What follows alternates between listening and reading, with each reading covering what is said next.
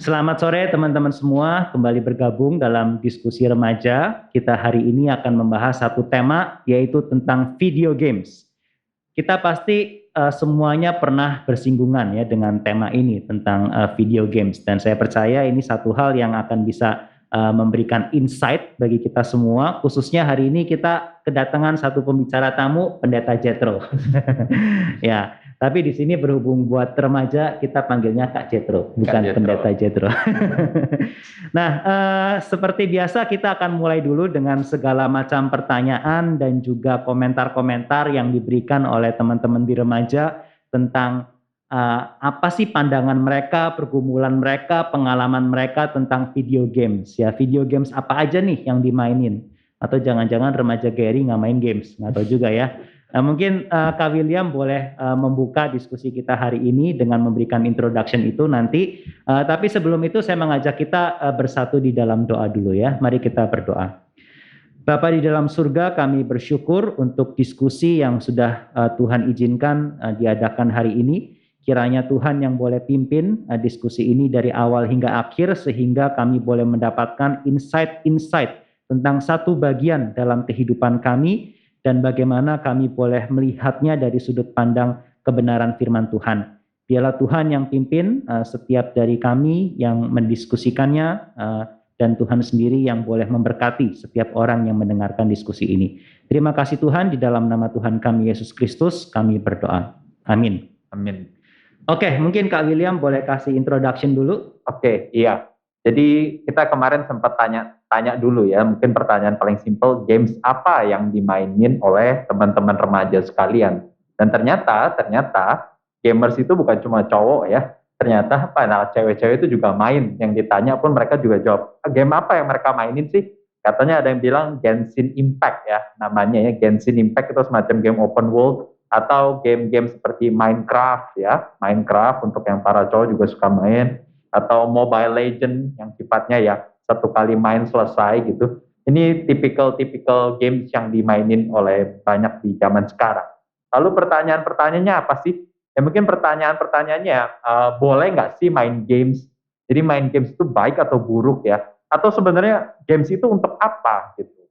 Games itu untuk apa? Kita boleh nggak sih sebagai orang Kristen itu main games gitu ya? Dan apakah mungkin ada yang nanya, ada rekomendasi kah games dari kakak-kakak sekalian gitu, dia tanya ada rekomendasi gamesnya nggak ya? Atau ada kaitannya nggak sih dengan agama Kristen? Atau ada yang punya prasangka seperti ini ya, ada nama-nama setan loh di gamesnya itu ya, Mamon, apalah, itu kita boleh nggak sih main gitu ya? Jadi ini pertanyaan-pertanyaan yang muncul dari anak-anak remaja yang kita harap hari ini kita bisa jawab ya, Kak Ivan sama Kak Jethro di sini. Kita semoga kita bisa berikan jawaban yang cukup memuaskan. Jangan-jangan itu lo tadi ngomong soal game yang ada nama setan gitu ya. Terus itu sebagai something yang problematik gitu. Terus gue baru inget ya, baru aja lihat ada game keluar ya, judulnya El Shaddai. Rise of the Metatron gitu ya. Terus ya itu ada nama Tuhan ya. Doesn't make the game jadi oke sih. Ya. Gue pernah lihat game yang ada gambar Yesus ya, tapi gak berarti kita main game itu malah lebih ngeri kayaknya. Iya. Story of Jesus terus kayak lihat, oh ini apa ini, justru kayak malah ada binat-binatnya. Iya, lebih ngeri justru ya. Aduh. Iya. Oke, kalau gitu, tapi ngomong-ngomong kita sendiri main game apa aja ya, by the way? Siapa yang mau buka dulu? Ya saya dulu lah ya, paling junior sebagai di sini. Oke. Dari zaman dulu main, jelas karena saya angkatan lama, Sony PlayStation awal, PS1 saya main games ya. Oh, lu konsol ya pertama ya? Konsol, pertama kali main game itu dari konsol. Even Super Nintendo, cuman karena masih kecil banget, nggak terlalu itu ya. Jadi paling inget tuh PlayStation 1. Semua RPG yang pertama suka sekali ya, termasuk Combat ya, Tekken 3 dan sebagainya. Beranjak gede mulai beralih ke PC gaming, Counter Strike, Dota terutama itu yang lama mainnya, dan termasuk RPG yang lainnya. Lalu kalau sekarang sih lebih ke mobile ya, mobile games. Dan kalau konsol yang baru juga sempat Nintendo Switch, main Zelda ya, karena itu saya sama seperti kalian semua di sini yang siapa tuh yang rekomendasi Nintendo Switch? salah satu dari rekan saya. Akhirnya buat saya beli Switch dan main berbagai macam di Switch juga. Udah mungkin segitu dulu. Ya. Kalau gue dulu mulainya tuh dari benar-benar Nintendo yang kayaknya pertama 8 bit. Iya, yang Sticknya kotak kaset, iya kotak, gamenya pun masih ada bayangan tuh, ada motor cross lah, ada yang pesawat. Mario. Terus kalau kaset yang ada tidak tiup-tiup. Iya. Terus ludahnya muncrat. Terus kalau ludahnya muncrat mana jalan? Bumbu ajaib. Ya ini dari itu, terus kemudian Super Nintendo, Dragon Ball, apalah segala macam. Terus PlayStation kayaknya sempat main. Ya tapi udah gitu sempat off, akhirnya komputer dan kemudian Switch terakhir kali itu. Switch sama handphone kadang nyoba-nyoba dikit. Nah tapi kalau ini ya si Jetro ini gitu ya. Lebih hardcore lagi kayaknya. Coba Jet, game apa aja? Jelaskan sedikit. Well, dulu waktu kecil sih main Nintendo segala macam iya, cuma nggak pernah punya sendiri karena dilarang orang tua. Emang tuh orang tua tuh ya. Makanya kecil kurang bahagia sama pelampiasan lebih. Ini laptopnya ini kayaknya. Ini logo apa? Waduh. Itu kayaknya yang gaming tahu ya. BTW ini yang beliin istri loh. Kapan-kapan kita bikin seri bagaimana membuat istri membelikan. Itu khusus itu. Anyway, biasa main apa aja ya? Ya hardcore PC sih ya, emang bukan konsol player gitu, kecuali terakhir which is main Nintendo Switch juga. Jadi kita semua punya Switch di sini. Kita disatukan sama Switch. Ya, itu fenomena lucu sih Switch ya, tapi anyway. Ya karena Switch juga bukan kayak konsol pada umumnya kan ya, cuma gue nggak terlalu lihat the point aja main PS atau Xbox yang ya tuh certain extent depan-depan sih masih beda sama PC. Tapi kalau belakang-belakang ini kan udah banyak juga game yang akhirnya similar banget ya antara PC, PS sama Xbox, jadi ya stay di PC aja lah gitu. Ya main game pertama kali mulai gila itu ya setelah punya barangnya sendiri, which is waktu SMA. Jadi akhirnya karena orang tua gue kan nggak mau kasih konsol karena mereka lihat tuh kayaknya fully cuma buat game doang gitu, mereka nggak mau. Jadi mereka maunya beli komputer. Ya big mistake. Jadi ya main game di PC itu mulai pas SMA itu mulai gila, karena akhirnya punya sendiri gitu kan ya. So ya dari inilah kalau di PC ya itu zaman gue inget banget tuh salah satu game yang pertama yang gue mainin pas SMA tuh Max Payne. Itu salah satu yang paling pertama tuh di PC ya. Tapi of course sebelum itu juga udah pernah main di SNES-nya teman-teman segala macam, PS, tapi nggak terlalu pernah intens ya. Setelah itu ya terus-terusan lah beli laptop gaming. Sebelum masuk STT udah beli laptop gaming, terus masuk STT kayak mau tobat gitu kan ceritanya kan, wah meninggalkan dunia game. Jadi gue beli laptop Cyrex yang dodol-dodol gitu. Cyrex gitu. Nomor 1 Indonesia. Pokoknya yang paling murah gitu ya, yang benar-benar bisa main game, yang buat cuma kerjain paper doang. 3 bulan bro, nggak sanggup. kayak Patong masuk STT jual semua piring itu, beli lagi. Jadi gue beli lagi laptop gaming, Acer, Asus segala macem. Udah ganti berapa kali sampai sekarang ya inilah.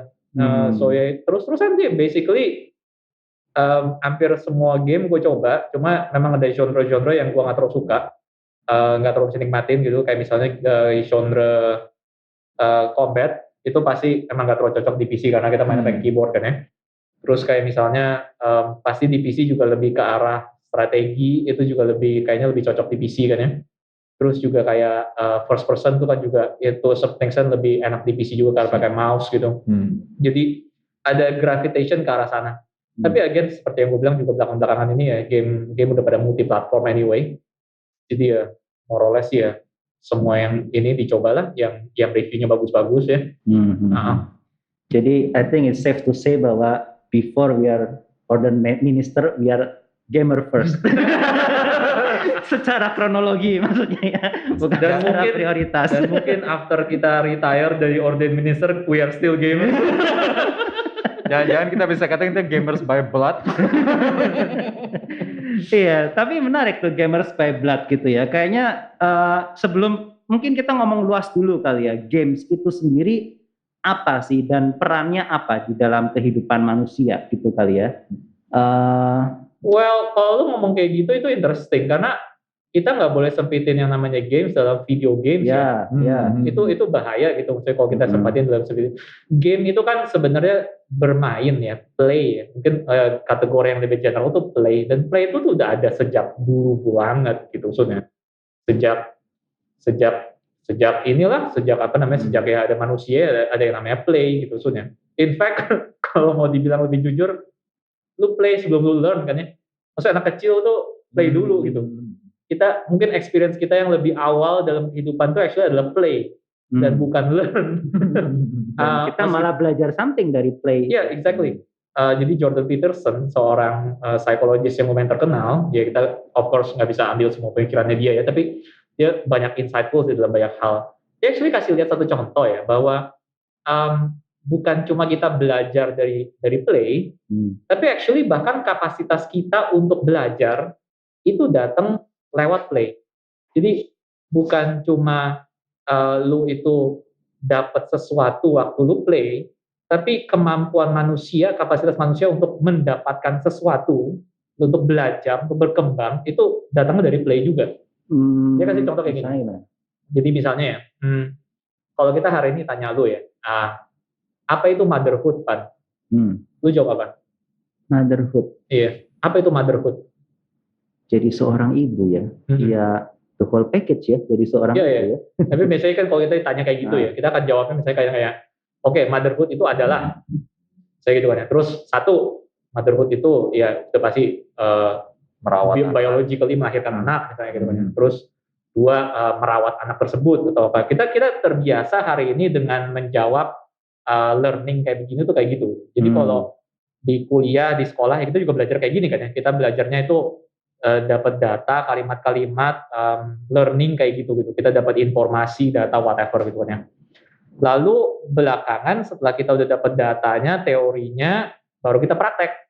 Kan biasanya kayak gitu kan ya, lu belajar teori mengenai engineering, belakangan baru lu praktekin tuh engineeringnya gitu kan, waktu lu kerja atau whatever. Nah, Peterson itu kasih lihat ternyata kalau dalam waktu kita kecil ya, urutannya kebalik.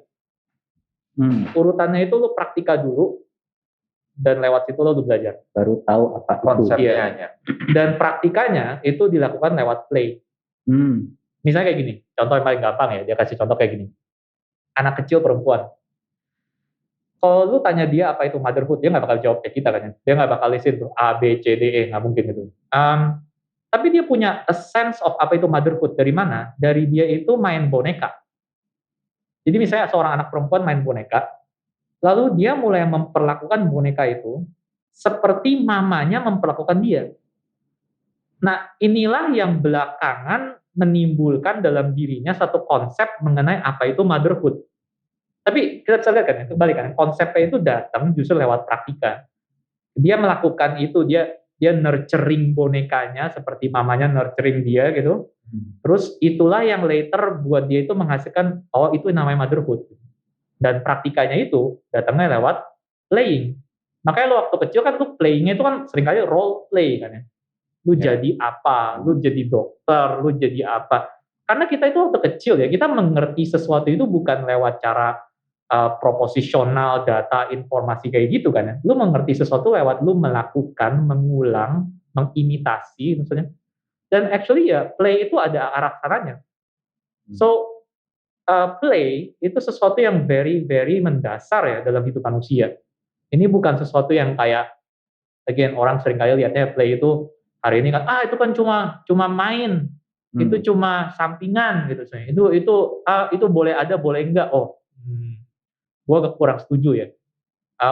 Gini lah, kalau video game sih mungkin ya boleh ada boleh enggak, itu cerita itu bisa diperdebatkan. Tapi play itu enggak gitu. Manusia itu memang ada satu sisi dalam hidup kita itu yang memang kita itu innate ya, sense bermain itu innate gitu. Jadi memang ada bagian dari hidup ya, memang by blood kita nggak ada unsur play dalam hidup ini. Yep.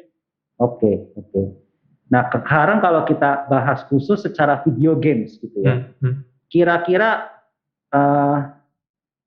apa yang menjadikan video games ini menjadi jenis game, jenis play yang unik dibandingin game-game lain gitu. Dan keunikannya ini kira-kira apa kebahayaannya, apa positifnya atau potensinya, itu berarti pasti ada beda ya sama game-game lain gitu kan ya, harusnya ya. Dan of course nanti di dalam video game sendiri ada berbagai macam genre games juga yang beda-beda juga gitu. Jadi orang biasa bilang hal yang paling unik dalam game itu interaktivitinya.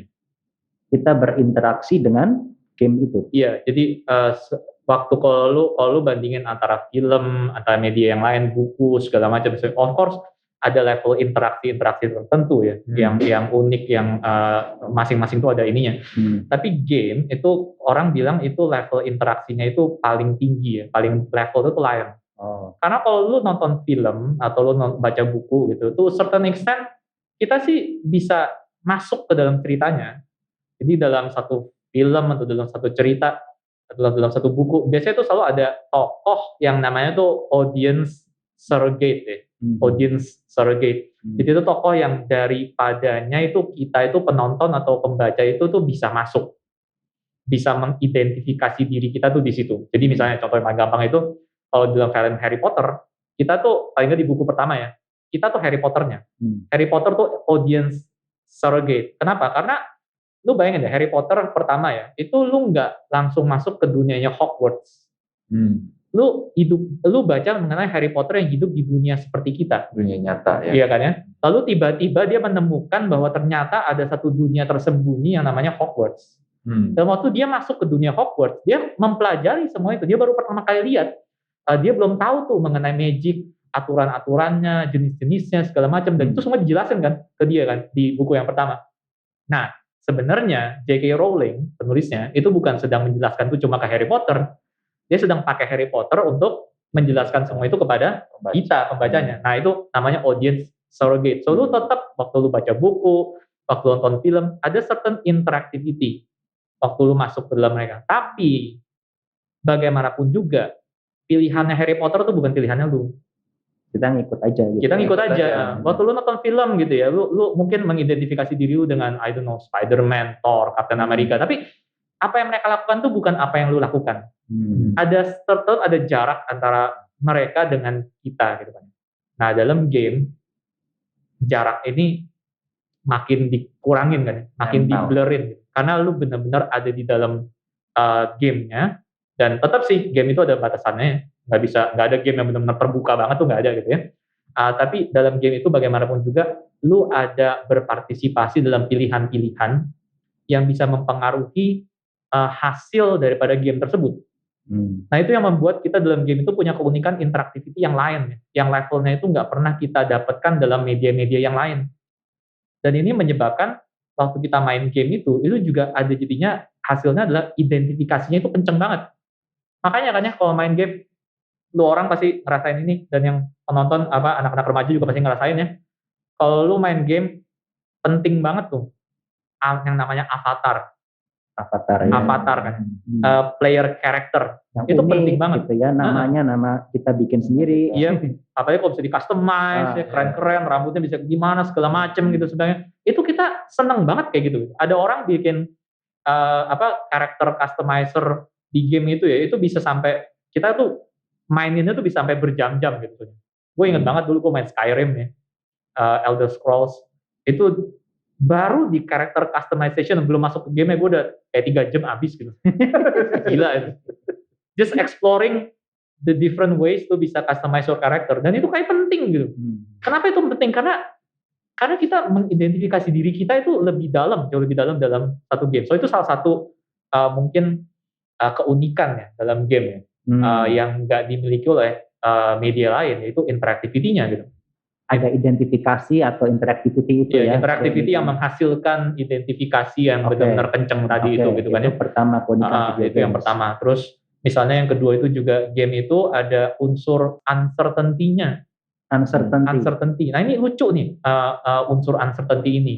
Karena kita dalam hidup itu sedikit banyak tuh menghindari ya uncertainty. Uncertainty itu dalam hidup realita kita itu bukan something yang kita kepengen. Bukan hal yang positif lah ya. Jadi kita itu hari ini banyak banget dalam hidup kita ya, itu memakai cara-cara untuk mengurangi uncertainty. Betul. Kita semua, nggak ada orang yang suka bayar pajak, nggak ada. Tapi orang lebih prefer bayar pajak dibandingkan harus menghadapi ketidaktahuan, uncertainty bahwa negaranya itu bisa diinvasi oleh negara tetangga sewaktu-waktu. Kalau lu bayar pajak kan lu bayar tentara. Atau lu itu bayar pajak lu rela karena lu tahu pajak ini membiayai polisi. And therefore lu nggak perlu hidup dengan uncertainty di mana lu bisa tiba-tiba dibunuh begitu aja gitu sama orang-orang di sekitar lu dan nggak ada yang bakal iniin, jagain dan sebagainya gitu kan ya. Tetap sih bayar polisi dan bayar tentara tidak menghabiskan uncertainty, tapi lu lebih prefer kan ya. Karena itu something yang penting. Belum lagi dengan kita bikin bayar asuransi segala macam gitu. Itu semua banyak banget hal yang kita lakukan dalam hidup ini ya untuk mengurangi faktor uncertainty. Kalau di bisnis itu ada yang namanya departemen risk management.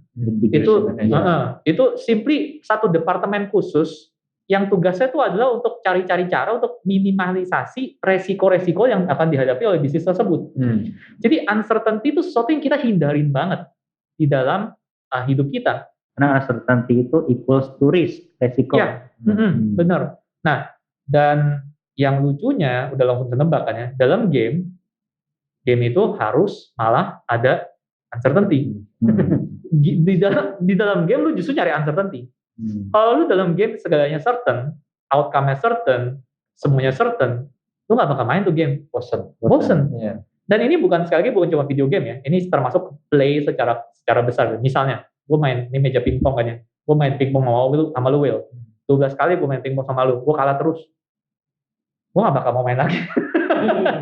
Bukan karena bukan cuma soal takut kalah atau insecure atau pride atau gimana ya, tapi what's the point gitu, udah ketahuan gitu kan ya. Kalau menang terus juga bosen. Iya benar. Iya, itu poin. Ngapain gue main sama William menang terus gitu kan ya. Terus yang lucunya juga ya, misalnya kayak gini, lu tahu itu ya game tic tac toe ya. Tic tac toe itu ya XXO gitu loh, ya kotak-kotak itu kan ya. Sekarang lu orang seneng nggak main kayak gituan? Masih minat nggak sih main tic tac toe itu? Ya, nggak lalu. Enggak kan? Ketawa selah-selahnya. Iya, exactly. Karena itu tahu siapapun yang dapat kotak tengah pertama, dia yang menang, ya kan ya. Tapi yang lucu adalah game ini terus hidup di generasi yang muda dan dioper terus ke generasi yang muda. Kenapa? Karena mereka belum tahu strateginya. Mereka belum tahu ada strategi optimal tersebut. Mereka masih menghadapi satu uncertainty. Makanya game-nya masih menarik buat mereka. Ponakan gue yang kelas 1 SD suka banget. Jadi gue diajak main. Jangan lu kalah. Terus justru dia kayak, even dia bikin XO sendiri gitu dari kertas gitu. Dan dia super happy gitu. Sedangkan gue, come on ini lagi. Exactly. Jadi ternyata yang bikin game itu menarik buat seseorang adalah faktor uncertainty ini kan ya. Ketika faktor uncertainty-nya hilang, lu udah gak mau lagi gitu maksudnya. Jadi itu cuma game tic tac toe itu cuma hidup di anak-anak kecil. Yeah. Tapi hidup karena mereka masih uncertain dengan itu. So ini something yang lucu ya, bahwa dalam game itu jadi ada keunikan ini juga bahwa lu itu ada certain uncertainty yang harus ada, malah bukan hindari tapi malah harus ada gitu. I don't know kalau mau minta penjelasannya ya, mungkin ada yang bikin teori karena memang hidup ini terlalu uncertain dan uncertainty dalam hidup itu terlalu bahaya, terlalu mengancam. Jadi kita itu mungkin menggunakan play untuk mencoba atau mengalami uncertainty yang tidak terlalu mengancam, uncertainty yang bisa diarungi dengan tidak membahayakan misalnya. So itu mungkin salah satu appeal game di situ gitu ya. Tapi ya itu salah satu lagi misalnya elemen yang unik dalam game. Ya itu mungkin kayak ini ya, kalau lu experience thrill gitu ya, it makes you feel alive gitu ya.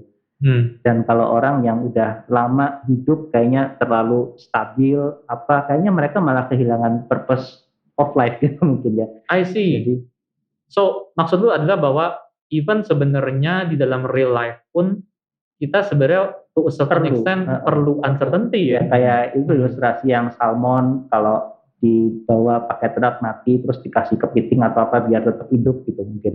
Nggak tahu loh. Jadi ya karena orang yang hidupnya terlalu stagnan kayaknya mereka pasti mengalami apa ya? Itu ada depresi, malah bisa depresi gitu loh. Tapi orang yang terlalu berat juga depresi. Jadi paling oke adalah yang dia tetap ada struggle tetapi ya somehow just go through with it gitu. To certain extent game juga ada itunya sih ya. Dalam arti kalau game segala sesuatu itu uncertain, cuma ada uncertainty tok gitu. Ya gamenya juga nggak seru sih. Nggak main. Dalam arti lu hari ini pencet A, keluarnya tonjokan atas. Besok lu pencet A, keluarnya tendangan bawah. Ini uncertainty yang tidak menyenangkan ya. Jadi gua rasa sih juga bukan berarti dalam game itu berarti benar-benar semuanya uncertain. So agak mirror real life dalam hal ini. Ada level-levelnya yang perlu dijaga gitu sih. Tetap lu perlu struktur, tetap lu perlu certain predictability dalam satu game. Tapi game itu memang bagaimanapun juga uncertainty ini lebih welcome ya. Kita tuh lebih apa namanya lebih terbuka dengan uncertainty dalam game dibandingkan dengan di real life. Kalau di real life lu kayaknya lebih taruhannya lebih gede. Kalau di game itu lu bisa kayak lebih free untuk explore konsekuensi yang uncertain itu gitu. Ya, actually kan kalau di game kita kan walaupun tulisannya game over, toh kita continue lagi. Kan di live kita nggak bisa tiba-tiba kita game over, kita nggak ada restart, nggak ada itunya ya. No reset button. Which is itu ngomong-ngomong soal game over ya, itu interesting ya, karena game itu tuh nggak harus ada menangnya ya. Iya. Jadi again yang paling penting tuh uncertainty-nya dan bukan menang kalahnya. Karena lu tahu game itu kan ya Space Invader. Space Invader itu game ini yang itu kita pesawat kecil terus tembak-tembakin itu. Terus semakin menang semakin susah, atau Tetris. High score. Tetris juga kan ya. Tetris itu nggak ada menangnya gitu. Selalu game over. Itu game yang pasti berakhir dengan game over. So ada certainty-nya. Lu pasti berakhir dengan game over. Lu nggak bisa menang gitu. And yet dalam game over-nya itu ada unsur uncertainty. Dalam arti lu nggak tahu seberapa jauh lu bisa maju sekarang. Lu nggak tahu apakah kali ini lu bisa gain a new high score atau whatever. Even next block pun nggak tahu. Iya, exactly. Jadi jadi tetap sih kembali ya bahwa memang tetap uncertainty itu penting banget dalam satu game. Kalau nggak ada itu dan kita mencari itu aja. Oke, jadi tadi ada interactivity, uncertainty gitu ya dalam game. Ada lagi nggak kira-kira? Well sekarang ini sih gue belum kepikiran lagi ya. Nanti kalau udah kepikiran lagi ngomong lagi gitu. Tapi ya. Oke, nah jadi kalau gitu dua hal ini gitu ya, uncertainty, identification itu kan mungkin kaitannya antara ini something yang virtual gitu ya, dan kaitannya sama yang real gitu. Entah itu ada koneksinya somehow. Nah, kira-kira is it a good thing or a bad thing? Atau kan ada orang bisa katakan gini ya, lu cuman kabur di dunia game, escape gitu, lu cuma tinggal di dunia game tapi lu dunia nyata lu nggak kerjakan, semacam begitu. Dan kayak misalnya tadi pengen kabur yaitu mencari uncertainty tapi yang virtual aja lah, yang anytime I can put it down gitu. Tanpa resiko, lu nggak berani mengambil resiko di kehidupan nyata, segala macam kayak gitu-gitu ya. Oke. Pertama sih gua rasa prinsip dasarnya sih jelas ya. Di dalam dunia ini tuh lu akan sangat sulit dapetin hal yang cuma baik tok, dan lu akan sangat sulit mendapatkan hal yang cuma jelek tok. Dan kenapa gue ngomong baik, gue ngeliat ke lu, dan gue ngomong jelek, gue ngeliat ke lu. Mungkin karena gue jelek. Let's keep it uncertain. Gue lebih suka dengan uncertain by the way kalau dalam hal ini. Tapi anyway, jadinya again ini prinsip dasar yang mesti diingat. Ini gue rasa lu pasti juga udah ngomong lah ya, pernah ngomong ke anak-anak remaja sini gitu, bahwa apapun itu bisa jadi berhala kan ya. Anything good? Anything good. In fact justru yang bisa jadi berhala adalah something good. Kalau kita punya something bad, kita nggak bakal tergoda untuk jadi itu berhala ya. Jadi waktu kita bicarain soal game juga sama gue rasa ya. Kita bukan mulai dari is game itu something bad atau is game itu something good gitu. Kita mungkin lebih perlu tanyanya adalah what makes good games and what makes bad games gitu. Itu yang kita perlu coba lebih diskusikan gitu ya. Nah, karena lu orang udah ngomong contohnya tadi ya mengenai mengenai soal game jadi escapism segala macam. Nah, itu pun gue bisa coba ajak kita mikir gitu. Bahwa kan nggak semua escapism itu pun jelek. Wah, ini mungkin orang pada bingung. Gimana nih? Maksudnya gimana gitu? Ada pendeta yang mengajarkan escapism. Enggak, jadi gini. Gue ambil contoh gini aja ya, science fiction. Science fiction tuh seringkali tuh juga dibilang sebagai escapism. Fantasi lah gitu kan.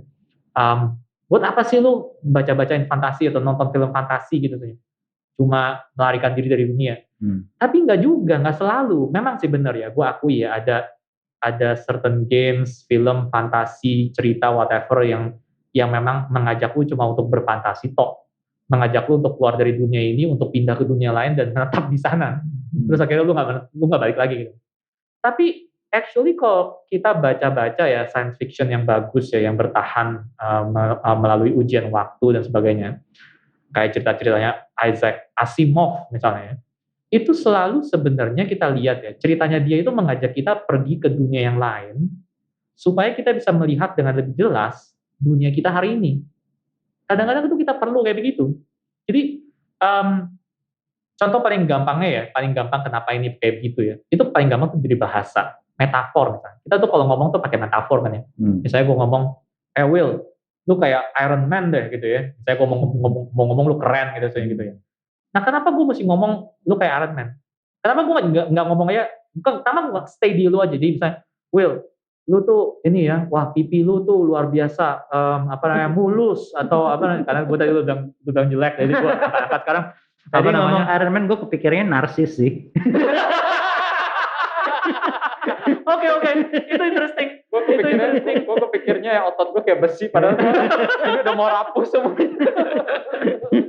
Tapi lo orang ngerti kan? Jadi kita pergi dari William ke sesuatu yang bukan William, which is Iron Man, supaya kita bisa say something about William.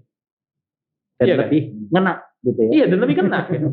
Contoh yang paling gampang lah, yang mungkin lebih aman. Pak Tong itu kayak singa. Gitu kan ya. Kayak kita berusaha untuk ngomong sesuatu mengenai Pak Tong, tapi kita ngomongnya dengan cara kita pergi ke sesuatu yang bukan Pak Tong. Untuk lalu kembali ke Pak Tong gitu ya. So, waktu kita escape, itu problemnya itu bukan di escape-nya, tapi escape-nya itu untuk apa? Untuk balik lagi atau enggak? Nah, itu jadi pertanyaan. Maka waktu lu lihat science fiction yang bagus, ya cita-cita fantasi yang bagus, kayak Lord of the Rings dan sebagainya, sebenarnya tuh mereka tuh nggak pernah didesain hanya untuk membawa kita keluar kabur. Tapi memang karena kadang-kadang kita perlu keluar untuk bisa melihat kembali dengan lebih jelas. Waktu lu lihat Lord of the Rings gitu ya, lu lihat cerita bahwa si Gollum itu jelek banget. Terus si Frodo tuh dari awal tuh sebenarnya udah gak suka banget sama dia. Terus di tengah-tengah Frodo udah mau tanya, udah ngomong di depan Gandalf kan ya, bahwa lebih baik kalau si Gollum itu udah gak usah ada aja deh gitu kan ya. Terus si Gandalf mengatakan, loh kamu jangan kayak gitu. Kita nggak tahu ada tujuan apa yang disediakan bagi Gollum. Kita nggak tahu. Dan belakangan waktu Gollum mulai berkhianat, kita mulai berasa ini Gandalf salah nih, beneran Frodo kan. Beneran ternyata si Gollum ini jahat ternyata gitu. Dan terakhirnya waktu udah di atas Mount Doom itu Gollum itu berusaha untuk tetap merebut cincin itu kan ya. And yet terus Gollum jatuh beserta dengan cincinnya. Dan kita baru sadar ini tujuannya gitu sudah. Ini tujuannya. Nah, lu waktu lihat cerita kayak gitu ya. Terus lu ngapain? Bisa aja sih, lu cuma berhenti di sana, lu stay at Mount Doom gitu, lu gak balik lagi ke dunia, bisa juga. Tapi gue rasa itu bukan intention Tolkien ya. Intentionnya adalah untuk waktu kita lihat kayak gitu, kita bisa jadi lebih melihat dengan lebih jelas, atau melihat dengan perspektif yang baru, dunia kita pada hari ini. Itu untuk gue lihat orang-orang kayak William, gue gak usah komplain gitu. Ternyata William ada tujuan. Belum, my precious. Kira-kira ngerti kan? Jadi itu escapism yang good, itu escapism yang positif, karena itu bukan cuma escape. Atau contoh yang lain, kayak kita semua di sini lulusan Melbourne kan ya? Bener kan ya? Kita. William. Oke, sorry. Itu Farland, sorry. Um, um, jadi gue itu baru lebih mengenal namanya Indonesia itu kayak apa. Justru ketika gue itu pergi ke Australia, lu pasti juga ada experience yang sama kan ya. Gue baru tahu traffic di Indonesia tuh benar-benar sinting. Setelah gue mengalami traffic di Melbourne yang luar biasa gitu sih. Gila di Melbourne, kasih sen di jalanan, mau ambil jalur, mobil di belakang tuh ngasih gitu. Oh di sini kita malah dipepetin gitu. Gue experience yang sebaliknya. Oh Gue ya? kuliah di China, dan setelah gue tahu kuliah di China, gue naik taksi di sana. Indonesia pun masih mending. Gue benar-benar di taksi China, gue diturunin di highway, hampir tabrakan. Wah, gue bersyukur gue tinggal di Indonesia. Ternyata benar ada escapism yang berguna juga. Gue mensyukuri apa yang ada di Indonesia. Ternyata benar William ada gunanya. Supaya membalance. Oke. Jadi again kembali ke soal escapism, soal segala macam gitu ya. Kita jangan terlalu sempit ya melihatnya. Selalu maunya tuh ini baik, ini jelek, ini bad, ini good segala macam. Segala sesuatu tuh bisa dibikin jadi bad, hancur. In fact, kalau kita mau bilang setan tuh kan nggak menciptakan barang yang baru ya. Kita percaya itu ya. Yang menciptakan itu hanya bisa Tuhan gitu. Maka setan tuh hanya bisa menyelewengkan apa yang sudah tadinya itu baik. Lalu juga waktu kita lihat apa yang buruk ya kita juga sadar again ya memang ini awalnya juga baik. Semua orang tahu prostitusi itu jelek, tapi prostitusi itu sebenarnya kan dasarnya adalah hubungan seksual yang Tuhan ciptakan yang baik bagi manusia. So kita mesti bisa melihatnya dalam kacamata yang mungkin lebih luas seperti ini gitu ya. Dan mungkin ya kalau para orang tua mendengarkan satu ini juga kali ya, satu hal yang kita bisa renungkan sama-sama sebagai orang tua, kita jangan terlalu cepat mengkategorikan game atau komik atau apapun sebagai langsung semuanya negatif ya, langsung semuanya positif gitu. Itu bukan approach yang gua rasa itu saya rasa ini kalau ngomong sama orang tua gitu. Itu sesuai dengan Alkitab gitu. In fact, satu hal lagi yang bisa nambahin soal hal ini ya, yaitu kita mesti sadar game itu tuh masih dalam taraf yang kalau kita mau bilang ya video game ya, masih dalam taraf yang sangat-sangat muda. Dan kalau ini art form atau media yang masih sangat-sangat baru lah kalau kita mau bilang, relatif sangat-sangat baru dibandingkan dengan berapa lama ya? Gua rasa kira-kira mungkin 30 tahunan terakhir, dan 10 tahun game terakhir itu sangat beda sama game 10 tahun pertama. Jadi kita mesti ingat itu kan ya. Kita jadi benar-benar game itu masih sangat-sangat baru dan berkembangnya itu sangat pesat. Jadi kita nggak mungkin satu standpoint yang lebih wise adalah kita itu mungkin jangan terlalu cepat menjudge langsung seluruhnya seperti itu. Karena gini ya, waktu kita lihat dunia film lah hari ini, dunia film lebih berkembang ya, udah lebih lama.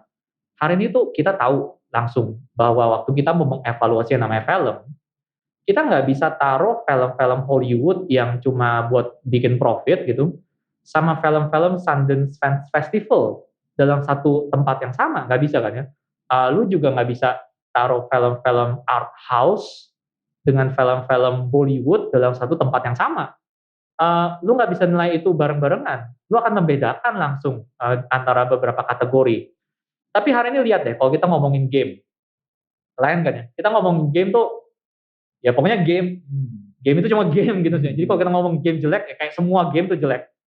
Kalau kita ngomong game bagus, seru, itu kayak as if semua game tuh bagus dan seru. Tapi kan enggak kan. Karena emang kita hari ini belum punya bahasanya gitu. Kita belum ada perkembangan sejauh itu, sejauh film, sejauh buku segala macam untuk game. Kita masih lihatnya tuh kalau istilahnya ya monolitik gitu.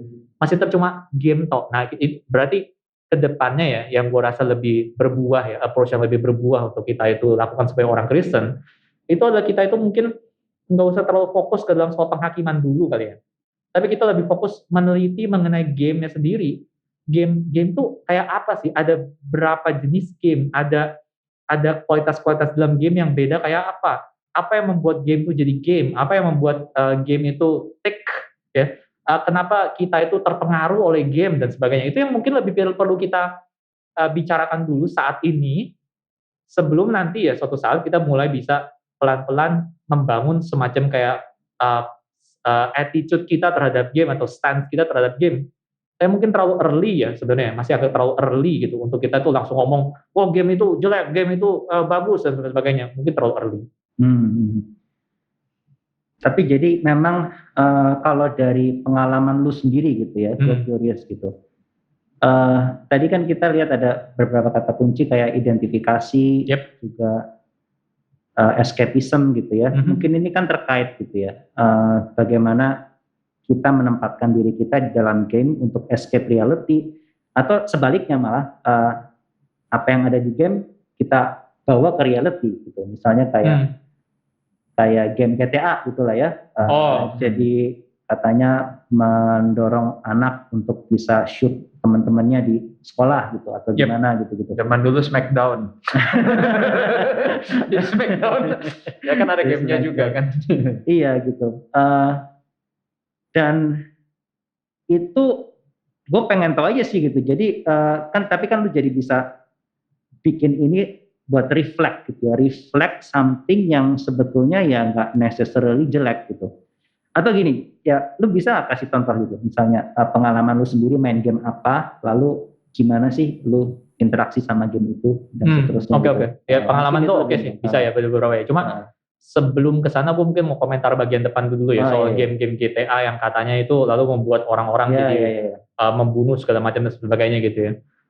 Kalau kita concernnya ke arah situ, nah ini semakin membuktikan bagaimana kita hari ini tuh terlalu monolitik untuk bicara soal game. Karena kita kayak seakan-akan kalau game GTA itu bermasalah, maka kayaknya seluruh dunia game itu juga bermasalah. Karena maksudnya dalam bahasa kita kayak gitu kan. Kita nggak specifically cuma ngomong GTA toh. Kita ngomongnya tuh, wah ini game nih, kayak gini nih efeknya nih. Ini kebanyakan game nih kayak gini. Bikin anak nggak lihat realita. Ya, exactly kayak seakan-akan semuanya kayak gitu. Tapi kan again seperti yang tadi kita dibilang, tergantung game apa, tergantung game yang kayak apa. Dan tergantung gimana orangnya menyikapi game itu ya. Benar. Attitude mainnya juga lain kan ya. Jadi itu yang kita perlu again dari depan kita perlu bedain. Gak semua game kayak gitu juga gitu maksudnya. Dan actually bicara soal GTA sendiri ya, memang sih benar ya ada aspek violent-nya gitu dan langsung confession lah gue main GTA gitu, gue main GTA 3, gue main GTA Vice City, gue main GTA San Andreas, gue main GTA 5, dan kalau ada GTA 6 yang baru gue bakal main lagi udah pasti. Lo main nggak Wil? Vice City, San Andreas, 3 cuma sedikit. Vice City, San Andreas kayaknya sampai tamat deh. Lu seneng ya? Puas. Lu puas ngapain? Minimal naik jetpack. Gue nggak pernah naik jetpack. Itu gue seneng banget naik jetpack. Terus gue terbang. Terus gue pakai rocket launcher, tank. Puas aja itu gue. Paling puas kalau lu naik tank terus ada yang squish. Bintang gue langsung naik. Ini kita lihat remaja pusat tinggal sisa berapa ini? Di band sama orang tua. Remaja pusat sisanya dikit, tapi remaja di gereja lain naik. Ternyata reform bisa kayak gini juga. Jadi gini, GTA ya, maksudnya oke, itu emang ada aspek violence-nya, jelas banget itu, kalau sepungkiri itu jelas banget ada. Ya tapi ternyata waktu gue mainin GTA, gue mulai lebih ngerti ya, waktu gue lebih dewasa ya. Pertama by the way, memang kalau lu belum mature, lu main GTA, itu sebenarnya udah nggak intended sama kreatornya. Itu aja, itu yang pertama deh. Karena itu game just for mature audiences. Nah problemnya adalah hari ini tuh anak-anak kecil pun bisa main GTA. So itu yang sebenarnya gue lihat lebih problematik ya. Karena again ya, lu lihat di dalam film-film, dunia film juga ada ya, again kalau kita bandingin ya. Ada game-game, ada film-film yang juga membawa mature themes yang memang nggak cocok buat anak-anak. Tapi again, kita kalau dunia film, kita tahu itu something yang kita harus bedain. Nah kalau dalam dunia game, sekali lagi kita masih lihatnya satu. Kayak semua game buat anak-anak. Ya kan? Jadi semua anak-anak boleh main game apapun, nah, itu juga bahaya. Even buku komik pun juga mengalami level kayak gini ya. Pertama-tama komik book itu cuma buat anak-anak. Later itu mulai sensornya. Later itu kan mulai bahkan ada bahasa yang baru kan. Dalam arti ada graphic novel sekarang. Untuk membedakan antara maksudnya komik yang mature themes atau yang benar-benar buat kiddies kartun gitu kan ya. Bentuknya novel, bukan komik. Yes, benar. Jadi kita juga again mulai mesti melakukan hal yang sama waktu kita bicara mengenai game. Nah, game GTA itu udah pasti itu buat orang-orang yang mature, itu bukan buat anak-anak. Jadi ini aja udah pertama salah kalau kita lihat itu dikasih ke anak-anak yang memang masih nggak dewasa. Terus kalau mereka akhirnya bunuh-bunuhin orang karena mereka mengimitasi itu, ya pertanyaannya adalah apakah itu wholly salah gamenya? Itu jadi pertanyaan kan ya. Sama kayak lu kasih pistol ke anak kecil, terus anak kecil tuh pakai pistol tuh buat nembak orang mati. Habis itu lu mau bilang salah pistolnya? Ya memang pistol itu membuat si anak bisa melakukan itu, tapi siapa yang taruh pistol itu di tangan anak itu? Ini jadi pertanyaan kan ya, sebenarnya gitu sih. Karena nggak usah pistol lah, pisau segala macam semua juga bisa kan, kompor, tabung gas, whatever gitu sih. Mobil, itu semua barang-barang yang juga sama bisa berbahayanya, bisa lebih berbahaya bahkan di tangan anak-anak kecil yang nggak dewasa, yang kita oke-oke aja kok hari ini menggunakan ya. Kita nggak buang tuh semua hal itu. Jadi sekali lagi, ini sebabnya kita perlu mulai membedakan antara game-game itu dan kita mulai mesti lebih luas membicarakannya gitu sebenarnya.